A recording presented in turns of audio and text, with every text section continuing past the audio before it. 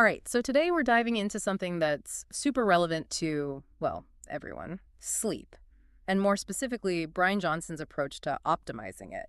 You know, the tech millionaire who's on this whole mission to slow down aging. Yeah, I've been following his stuff. It's pretty intense the lengths he goes to. Totally, like this guy takes it seriously. But what's interesting to me is that when it comes to sleep, he doesn't just throw out generic advice. He's got this whole professional sleeper philosophy, and he's super specific about the habits he uses. Right. Like he claims to have achieved the best sleep score in human history consistently for like 8 months straight or something. 8 months. I don't know if I buy all of his claims, but you gotta admire the dedication, right? So, have you heard much about this whole professional sleeper concept? It definitely piqued my interest. It's this idea that we should approach sleep like it's this crucial daily appointment, something you absolutely cannot miss. An investment in your well being, not just something you squeeze in if you have time at the end of the day? Exactly. And there's actually a ton of research to back this up. Sleep deprivation is linked to so many issues like cognitive decline, mood swings, increased risk of chronic diseases. It goes on. It's kind of scary when you think about it. We often wear sleep deprivation as a badge of honor, like it means we're working hard or something. Right. But it's actually counterproductive. When we're sleep deprived, we're not functioning at our best, mentally or physically. So, how does Johnson actually translate this professional sleeper mindset into action? What's his secret sauce? Well, he's got this whole protocol, actually, 10 specific habits. 10. That's a lot to keep track of. It is, but instead of just listing them out, maybe we can break them down by theme. Environment, routine, and mindset seem to be the big ones. I like that. Makes it easier to digest. So let's start with the environment. I know Johnson's a big advocate for light and temperature regulation. Oh, he's hardcore about it. Like, we're talking blue light filtering software on all his devices, blue light blocking glasses, sleeps in a completely dark room. And he keeps his bedroom at a steady 71 degrees Fahrenheit during deep sleep, then 73 degrees during REM. Whoa. Okay, that seems a little extreme, even for me. He's definitely on another level. Yeah. But there's a method to the I've madness. been all ears. So why all the fuss about light and temperature? It all boils down to our circadian rhythm, that internal clock our bodies use to regulate sleep-wake cycles, right? Light plays a huge role in that. As the sun sets, our bodies naturally start producing melatonin, which tells our system it's time to wind down. Artificial light, especially the blue light from our phones and computers, messes with that whole process. Yeah, I've definitely noticed that I have a harder time falling asleep if I'm staring at a screen right before bed. Exactly. And then there's temperature. Our bodies naturally sleep best when our core temperature drops slightly. If your bedroom is too hot or too cold, it can disrupt your sleep cycles, making it harder to fall asleep and stay asleep. Makes sense. I'm always fidgeting with the thermostat at night. So I get the science behind it, but I'm guessing most people aren't ready to turn their homes into temperature-controlled caves every night. What are some more manageable things people can do to tweak their sleep environment? Start small. Even just dimming the lights in the evening and using warmer toned light bulbs can make a difference. And that night mode setting on your phone, use it. Or if you really want to go the extra mile, try some blue light blocking glasses a couple hours before bed. Good tips. Sometimes it's the little things that can make a big difference. So we've covered making our bedrooms a bit more sleep-friendly. But what about the stuff we do before we even get to bed? Like our routines? That And seems to be a big deal for Johnson. yeah, huge. He's a big believer in consistency, creating those cues for your body to wind down. Like he sticks to an 8:30 p.m. bedtime no matter what. 8:30. Man, I wish I could. That sounds nice in theory, but Right. It's not about adopting his exact schedule. He's aiming to be up at 5 a.m., which, let's face it, isn't for everyone. The takeaway here is the power of a regular sleep-wake cycle. When you're consistent, your circadian rhythm can actually sync up more efficiently. so our bodies literally function better on a schedule. I mean, I know I feel better when I'm on one, but It's not just a feeling. It affects so much more than we realize. Hormone production, body temperature regulation, even your mood, it's all tied to your circadian rhythm. okay, yeah.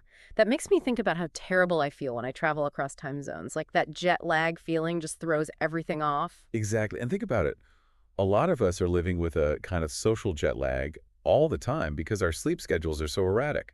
It makes you wonder about the long-term effects. Okay, so I'm starting to see why he calls himself a professional sleeper. It's like he's training his body for optimal sleep, much like an athlete would train for a competition. Is there anything else he does as part of this routine? Well, he's got this whole wind down routine he swears by. Starts 30 to 60 minutes before bed. He basically switches into sleep mode. No screens, obviously. And he focuses on things that are actually calming. Reading, taking a walk, stuff like that. Right, like signaling to your body and mind that it's time to transition from all the stimulation of the day. Exactly. It's so easy to just scroll on our phones in bed, but that blue light exposure right before sleep is like the worst thing you can do if you want quality sleep. Really messes with your melatonin production. Which, if I remember correctly, is that hormone that helps regulate your sleep-wake cycle. You got it. It's funny, I sometimes forget how much the things we do during the day affect our sleep. Like, yeah, I know I should avoid caffeine before bed, but Johnson also talked about alcohol as a sleep disruptor, which I hadn't really considered before. It's a common misconception.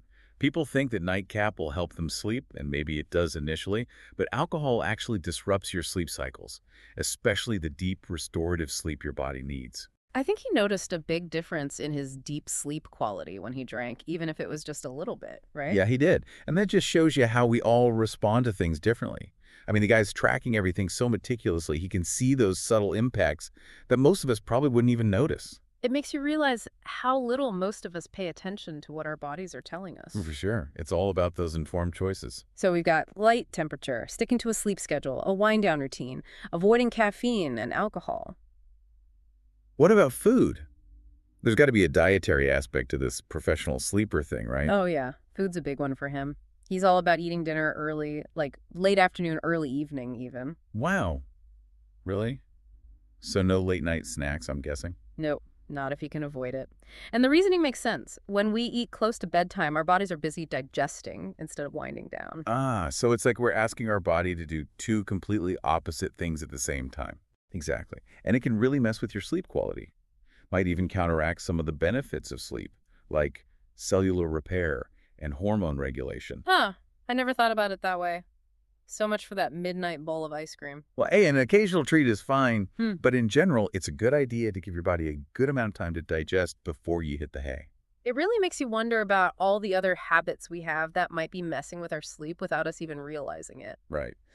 Speaking of things we might not realize, let's talk about this whole data obsession that Johnson has. He's really hung up on that best sleep score in human history thing. Yeah, well, he uses that WO wearable to track everything, sleep stages, heart rate variability, you name it. Hmm. And while I can appreciate the whole data-driven self-improvement thing, I also think there's a balance to be struck, Dokken.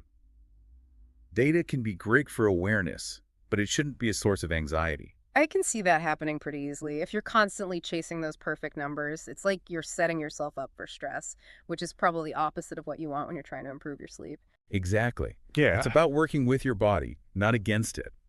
Use the data as a guide, sure, Right. but ultimately you have to listen to your own body and figure out what makes you feel truly rested. What works for one person might not work for another. And Johnson's approach, as admirable as it is definitely not a one-size-fits-all kind of deal. Totally.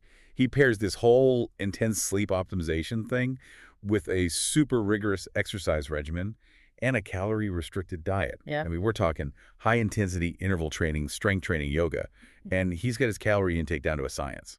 He's like a walking, talking biohacking experiment. Pretty much. Yeah. It's fascinating to see how he approaches it all, but it's important to remember that he's working with a whole team of professionals and customizing everything to his own biology. Right. It's not about trying to copy him exactly, but maybe using his experience as a jumping off point. Right.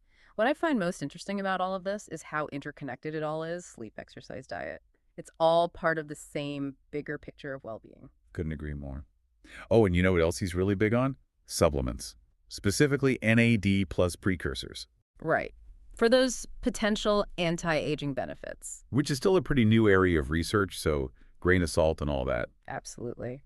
As with anything, do your research, talk to a healthcare professional. But I have to say, even if some of his methods are a little out there, you gotta admire Johnson's willingness to experiment and share what he learns. Totally. He's sparking a lot of important conversations and getting people to think differently about their health. Exactly. And at the end of the day, that's what it's all about: empowering ourselves to take control of our well-being, even if it starts with just one small change. So I'll leave you with this. What's one thing you can do? Maybe something we talked about today to prioritize your sleep. It's something to sleep on. Literally.